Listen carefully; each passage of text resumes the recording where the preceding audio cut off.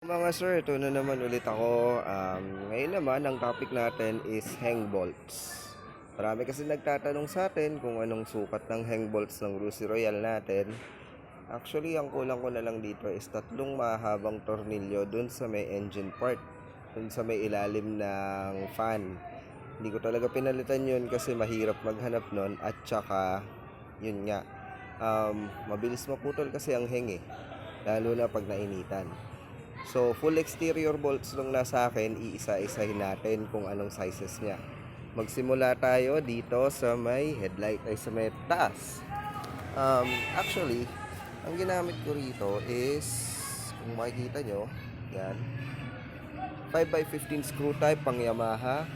Huwag kayong bibili ng fine thread kasi hindi yan sukat sa atin. Now, bilangin natin sa dalawa, tatlo, apat, apat muna. Kasi itong dalawang to, ito, 4x15 yan. Mas maliit siya kasi pag ginamitan mo ng 5x15 yan is masisira yung tornilyuhan. So, 6 dito. Itong nasa gitna na to, 6x20. Conforme na sa inyo kung gagamit kayo ng this type. Pero ako kasi gusto ko yung big head para hindi nalolost thread. Kasi bumibilog rin yun eh. Kaya mas gusto ko yung ganyan yung ulo. Tapos dito sa ulo, dito sa harap, 6x20. Pag tinanggal mo to, meron din na namang 6x20 dun sa loob niya. Now, itong dalawang to, 5x15 screw type, bali apat. Apat yan. Now, dito sa merong wheel niya, sa front wheel niya, itong nasa fender na to, 6x20 rin yan. Tapos ito, axle ng Mio. Tapos itong apat na to sa disc niya is 8x20 Yamaha fine thread. Kasi pag bumili kayo ng pang Honda, meron siyang parang spacer. Kaya wag kayong bibili nun kasi walang spacer to. Yun yung sukat nun.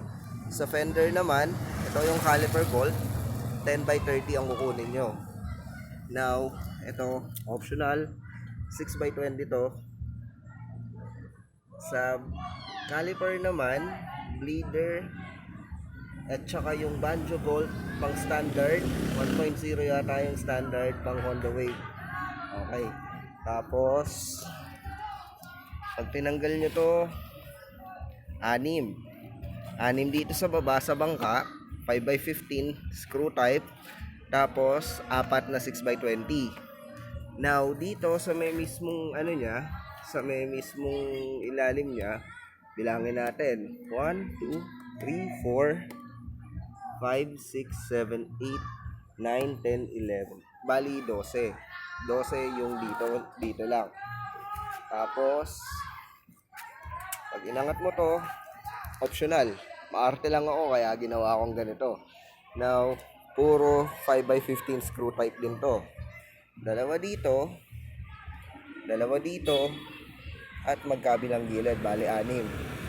Ito, tapos ito, nag-isa dito, 5x15 din. Tapos, itong sa mismong, ano niya, yung sa compartment seat lock,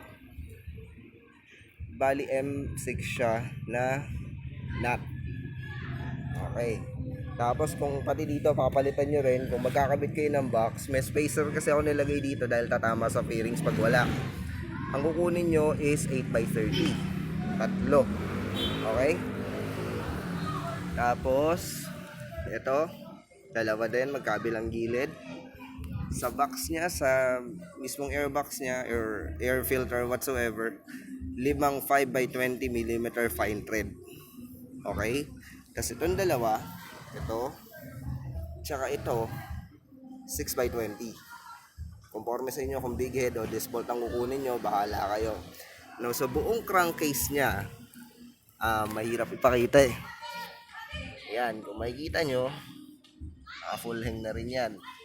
Bali, 8 6x40. Bali, gawin nyo ng 10 kasi kasama to. Itong nandito, 6x20 yan. Tapos, itong dalawang mahaba rito, isang 6x70 at saka isang 6x75. Okay? Tapos, sa shock, kuha kayo ng 8x40 dito. Tapos, gear oil, at saka yung sa mismong oil niya magkaiba. Ito, yung gear oil na bolt niya is pang Yamaha. Tapos, ito, yung brake arm mismo, hindi ko na pinalitan kasi hindi ko alam kung anong kasukat. Pero ito,